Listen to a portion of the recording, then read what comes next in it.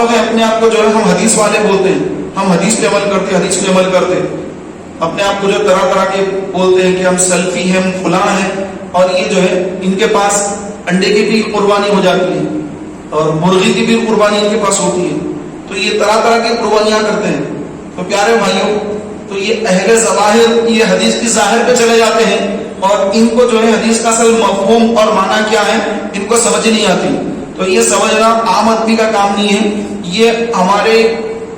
ائمہ کا کام ہے، بڑے بڑے علماء کرام کا کام ہے، مجتہدین کا کام ہے۔ تو وہ تیراک ہیں، وہ سمندر کی تہ میں جاتے ہیں اور وہاں سے موتی نکال کے لاتے ہیں۔ اب ہر ایرا پیرا کا سمندر میں جا کے میں بھی موتی نکالوں گا، ڈوب جائے گا، مر جائے گا، تو ان کا یہ حال ہے۔ تو یہ جو ہے حدیث کو سمجھنے جاتے ہیں اور ایک کا ایک سمجھ کر خود گمراہ ہوتے ہیں، اب دوسروں کو گمراہ کرتے پھرتے رہتے ہیں۔ آج کل تو سوشل میڈیا ایسا ہے کہ بس اپنی بات اس پر پھیلا دو تو پتہ نہیں کہاں کہاں تک بات چلی جائے گی۔ تو یہ گمراہیت کی باتیں کر کے مسلمانوں کو بڑا نقصان پہنچاتے ہیں۔ تو لہٰذا جب کبھی کسی سنی مسلمان کو دین کے تعلق سے اگر کچھ معلوم کرنا ہو تو صرف اور صرف سنی علماء کرام سے ہی رابطہ کریں، انہی سے مسائل معلوم کریں۔ اب نکال کر جو ہے یہ اس کے اوپر دیکھنا شروع کر دیا گوگل پہ، اس کا کیا مسئلہ ہے، اس کا کیا مسئلہ ہے، تو اس کے اوپر جو ہے لکھنے والے طرح طرح کے ہر قسم کے لوگ ہیں۔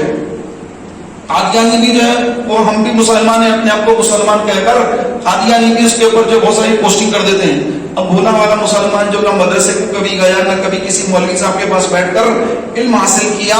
اب وہ ڈائریکٹ انگلش میں پڑھ کر گمراہ ہو جاتا ہے اور پھر اس کو سمجھانا بعد میں مشکل ہو جاتا ہے۔ تو میرے پیارے محترم بھائیوں، ہمیں جو بھی بات معلوم کرنی ہے سنی علماء کرام سے، جو آتھنٹک علماء ہیں، جو مستند علماء ہیں، جن کے پاس سندیں ہیں، جو عالم دین ہیں، تو انہیں سے جو ہے مسائل کو معلوم کرنا چاہیے، ورنہ عام آدمی سے مسائل معلوم کریں گے، جس کو داڑھی دیکھی اس سے مسائل پوچھنا شروع کر دیے کہ مولوی صاحب یہ کیا ہے، مولوی صاحب یہ کیا ہے۔ اب بعض وقت یہ ہوتا ہے کہ بیچارہ وہ بھی جو اس کو بھی نفس ہے، وہ مسئلہ معلوم ہو یا نہ ہو، اب مسئلہ پوچھ رہے ہیں تو جیسا سمجھنا مسئلہ بتا بھی دیتے ہیں بعض لوگ، تو یہ ڈرتے نہیں کہ نہیں مجھے نہیں معلوم ہے، آپ کسی عالم دین سے پوچھ لیجیے، ایسا بہت کم لوگ کہتے ہیں۔ بعض لوگ جو ہے اب فتوے دینا شروع کر دیتے ہیں، نہیں ایسا نہیں ایسا کر لو، ایسا نہیں ایسا کر لو، یہ جائز ہے، یہ ناجائز ہے، یہ فلاں ہے۔ تو میرے پیارے بھائیوں، حضرت امام احمد بن حنبل رحمۃ اللہ علیہ اتنے بڑے امام،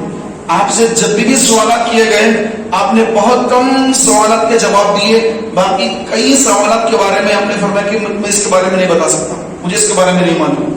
تو علم کی شان یہ ہے کہ جس چیز کے بارے میں معلوم نہ ہو تو کہہ دے کہ مجھے نہیں معلوم، اس میں کوئی آر